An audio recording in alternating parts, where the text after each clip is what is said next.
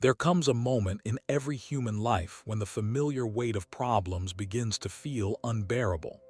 You've tried fixing, you've tried fighting, you've tried praying, and yet the same patterns seem to circle back with surgical precision, almost as if reality has been copying and pasting your past into your future. But what if the problem isn't the situation? What if the real issue is that your attention keeps renewing the lease of something that doesn't actually exist on its own? The most unsettling discovery in consciousness is that problems do not exist independently. They require your daily consent to stay alive. Every thought you dedicate to them, every conversation that revisits them, every emotional echo that reaffirms them, all of it serves as oxygen for illusions. Without you, they collapse. But the mind has been trained since childhood to confuse constant worry with responsibility. You were taught that to stop thinking about a problem means you're being careless. And that belief has kept entire lifetimes spinning in loops of unnecessary suffering. Reality functions with absolute obedience to the I am. Every identity you claim after those two words becomes law. Say, I am tired, and the universe organizes evidence to prove it. Say, I am poor, and the world adjusts its circumstances to match. These aren't affirmations, they're creative decrees. The two words I am are not grammatical, they are vibrational. They define the frequency from which existence draws its blueprint. The human being has been conditioned to search for external causes: luck, karma, God, society, parents, economy, anything but the one power that silently orchestrates everything: self-recognition. The universe is not a distant judge but a mirror that reflects whatever identity you sustain within. Every problem is not an enemy, it's a reflection that says, this is who you think you are. Think of how many times you've woken up and immediately checked whether your worry is still there. The moment you remember it, you resurrect it. You give it your life force again. Every time you mentally review what went wrong, you are renewing the contract of its existence. It's like paying rent to an unwanted tenant that lives in your head. And then, when the same issue returns, you call it destiny. But it's not destiny, it's maintenance. The mind has a strange addiction to drama. It finds comfort in the familiar. Even when that familiarity is painful, at least it knows its contours. The unknown terrifies it. So it keeps feeding old narratives because they're predictable. Yet, every narrative you feed becomes an altar. What you worship with your attention, you animate with life. To withdraw attention is not denial, it's spiritual hygiene. When you stop fueling a thought with your focus, it loses density. At first, it might scream for attention. It might tempt you with urgency, guilt, and panic. But if you hold your gaze steady elsewhere toward peace, toward wholeness, the false dissolves. The mind calls this escape. Consciousness calls it awakening. Most people believe they must solve their problems before they can rest, but rest is the solution. Stillness is the solvent. The moment you stop insisting that something is wrong, the universe no longer receives the command to keep it wrong. The world listens to what you contemplate, not what you want. Every image you sustain emotionally becomes an architectural plan for your future experience. Imagine a painter who keeps adding strokes of darkness to the same canvas and then complains that the picture is gloomy. The universe isn't punishing you, it's reflecting the pigments of your attention. When you understand this, blame evaporates because there's no one left to blame. There's only choice moment to moment where to invest awareness. Now look carefully at your own life. How many identities are you sustaining that no longer serve you? I am always anxious. I am unlucky. I am the one who gets hurt. These aren't facts, they're creative permissions. They authorize the universe to keep reproducing those experiences, because reality doesn't distinguish between affirmation and complaint. It only amplifies what is energetically active.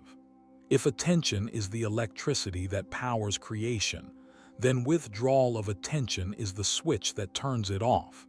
Every problem, every illness, every limitation survives through energetic funding. Cut the power and it vanishes. What seems miraculous from one perspective is simply the natural consequence of non-identification. This revelation challenges everything the world teaches. Religion told you to plead with the heavens. Science told you to rely only on matter. Society told you to work harder, accumulate, and control. But none of those paradigms explain why two people in the same circumstance can live completely different realities. The only true difference is consciousness, the inner assumption of identity. When you stop calling yourself by the names of your suffering, you stop being available for them. The illness that once defined you loses its spokesperson. The scarcity that once haunted you has no address to deliver its packages. The conflict that once consumed you can't find your frequency anymore. You've changed the channel, and the old broadcast fades into static. The old spiritual traditions hinted at this but wrapped it in metaphor. Be still and know that I am God. Those words aren't about worshiping an external being. They describe the stillness in which the divine identity, I am, reveals itself. When you know that your sense of being is the same creative power that formed galaxies, you stop negotiating with circumstances. You start designing reality with inner authority. To the rational mind, this sounds absurd. It will argue, but the problem is real. I can see it.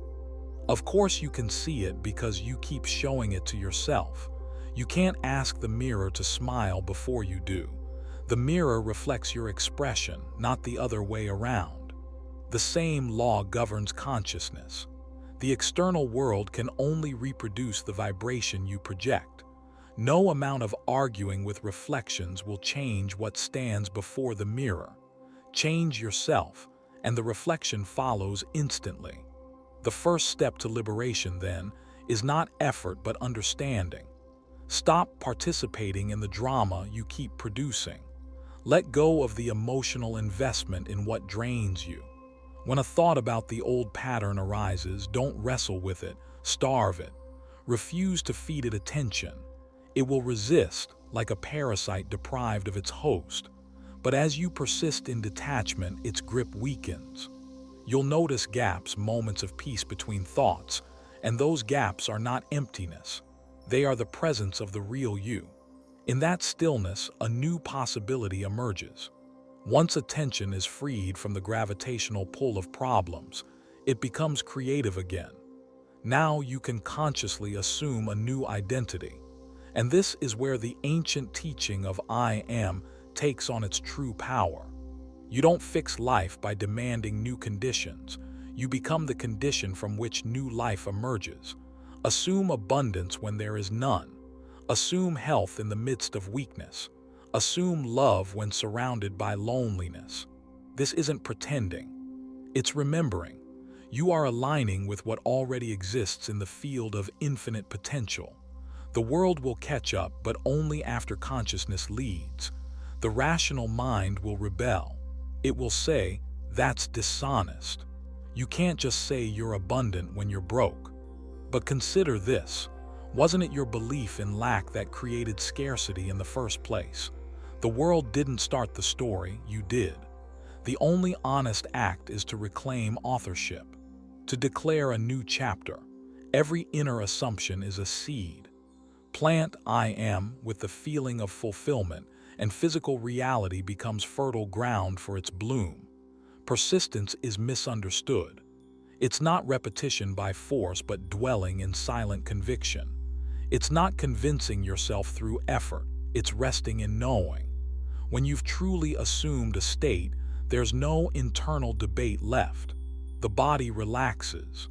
The mind stops asking how.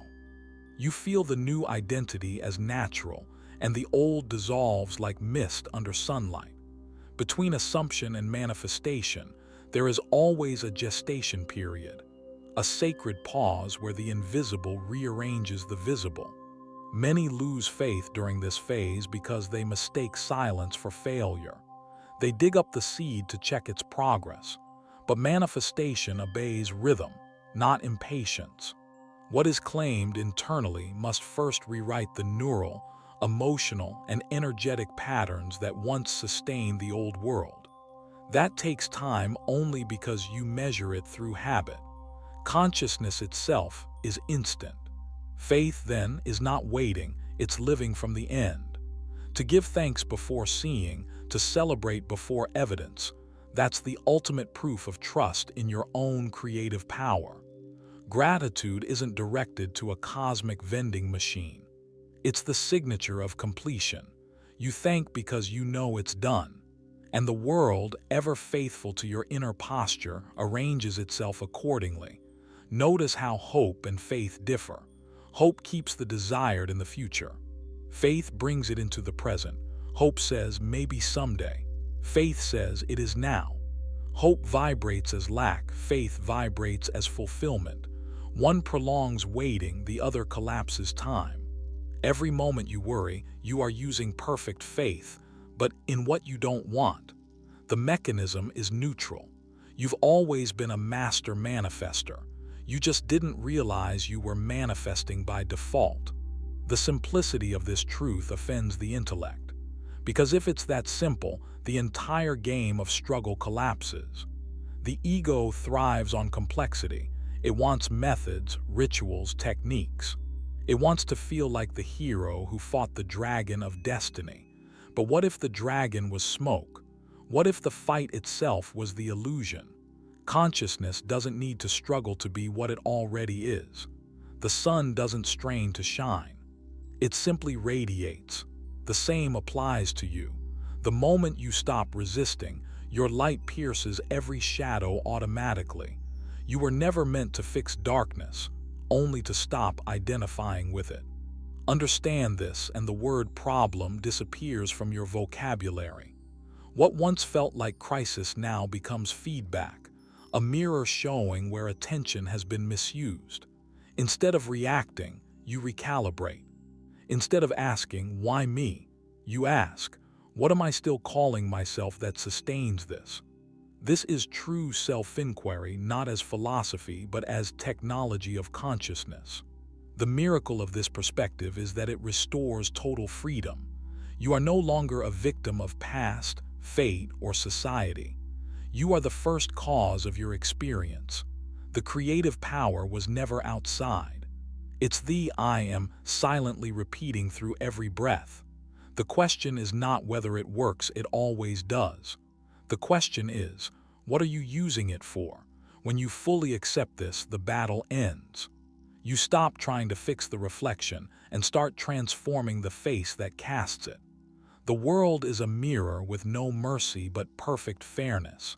It shows not what you deserve, but what you believe. Change the belief, and everything else rearranges like metal filings responding to a magnet. Now imagine living from that awareness daily. Problems appear and dissolve like waves touching a higher frequency they cannot reach. Scarcity tries to knock, but no one opens. The identity that once held pain simply isn't home anymore. You've moved into a new vibrational address, one of inner stability and quiet knowing. You don't fix life. You radiate coherence until the world harmonizes. That's the power of understanding that problems don't exist. They're sustained stories, echoes of outdated assumptions. The only question that matters is, who are you being right now? Because every I am is a spell cast into the infinite, and the universe, obedient, impartial, and precise, always answers, as you wish. When consciousness awakens to its authorship, something extraordinary happens. The outer world begins to reconfigure itself around your new self-definition. Situations that once seemed immovable quietly dissolve. People who belong to your old identity drift away. New opportunities appear without effort. You start witnessing what mystics called the effortless way, not as myth, but as natural physics of consciousness. Because reality, at its core, is participatory. It doesn't act upon you, it acts through you.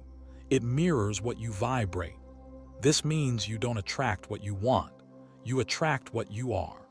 Desire is only creative when it's fused with identity. Wishing for abundance while feeling poor only reinforces lack. But assuming abundance while calm, grateful, and certain alters the entire electromagnetic signature of your being, and life must echo that new signal. That's why true transformation isn't behavioral, it's ontological. You don't need more effort, you need a new sense of being. When the inner assumption stabilizes, external effort becomes minimal. You no longer chase outcomes because outcomes chase you. The frequency of your identity is a gravitational field that draws matching realities toward you. The paradox is that as you evolve, you realize nothing external ever truly changes, only your perception of it. The same world rearranges itself to match your new consciousness. A street that once looked gray now feels luminous. A challenge that once provoked fear now evokes curiosity. It's as if the world had changed its texture, but in truth, only the observer did. The reflection adjusts to the new angle of light. Every genuine awakening begins when you stop arguing with appearances. You learn to look beyond the hologram. What your senses call solid is just condensed belief. Physics itself now echoes this understanding, matter as frozen light, observation determining outcome. The mystics and the scientists are finally describing the same phenomenon in different languages. Consciousness doesn't live in the body lives in consciousness. When you grasp this, fear loses its anchor. There's nothing left to defend because nothing can truly threaten what you are. The problems you once magnified shrink into harmless waves of energy, momentary ripples in the ocean of awareness. You remain the ocean, vast, unmoved, self-luminous. From that altitude of understanding, life becomes play, divine experimentation. You explore frequencies like an artist blending colors.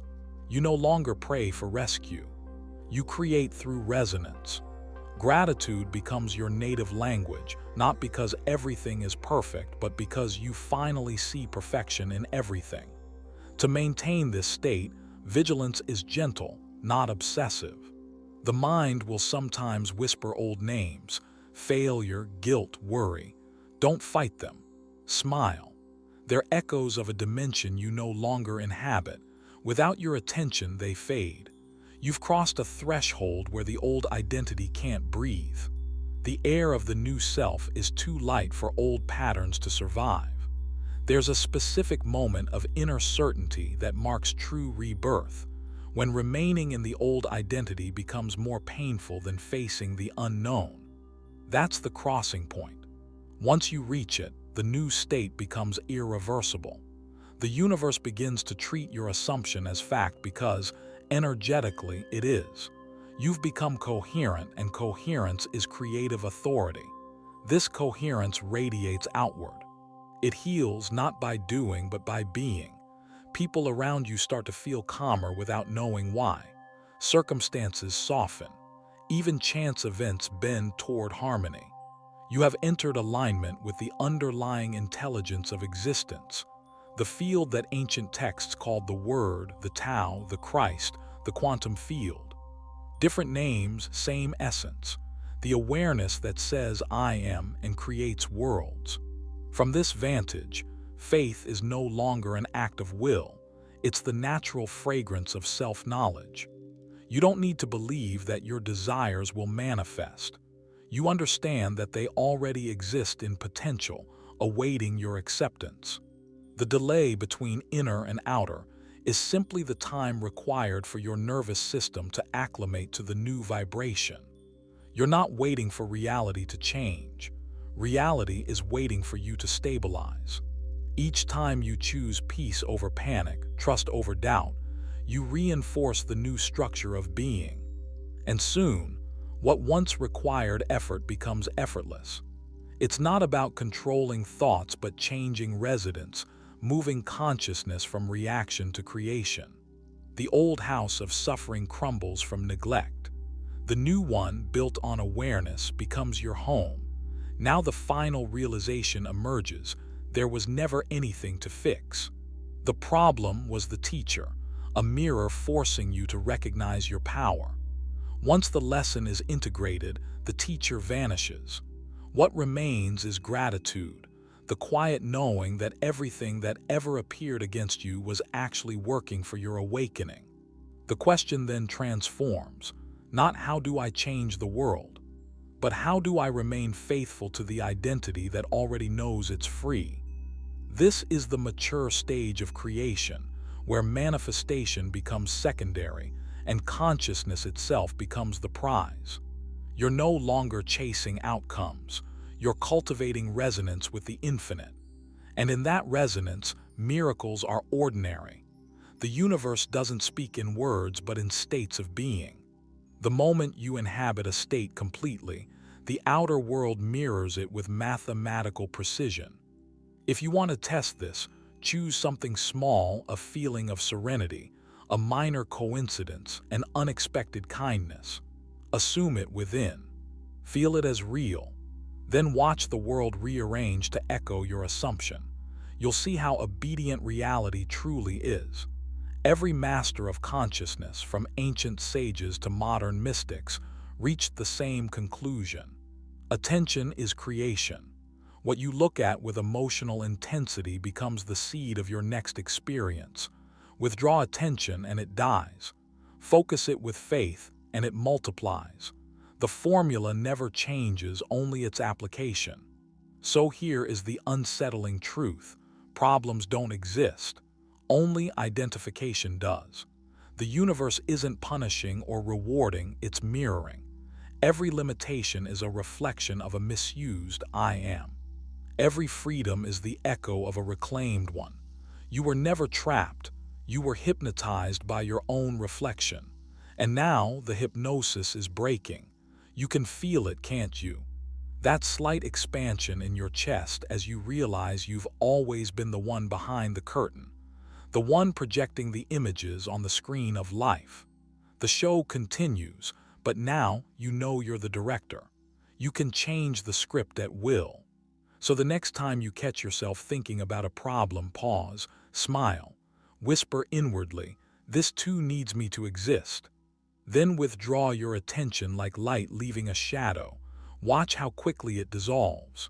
Not through force, but through understanding. Reality was never against you. It was your teacher, showing you your own creative fingerprints. And now that you see them clearly, you can sculpt consciously, lovingly, intentionally. No more begging the mirror to change. You are the face that makes it shine.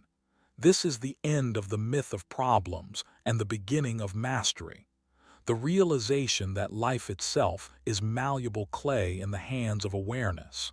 The ultimate creative act is not doing, but being. You have always been the author, the actor, and the audience.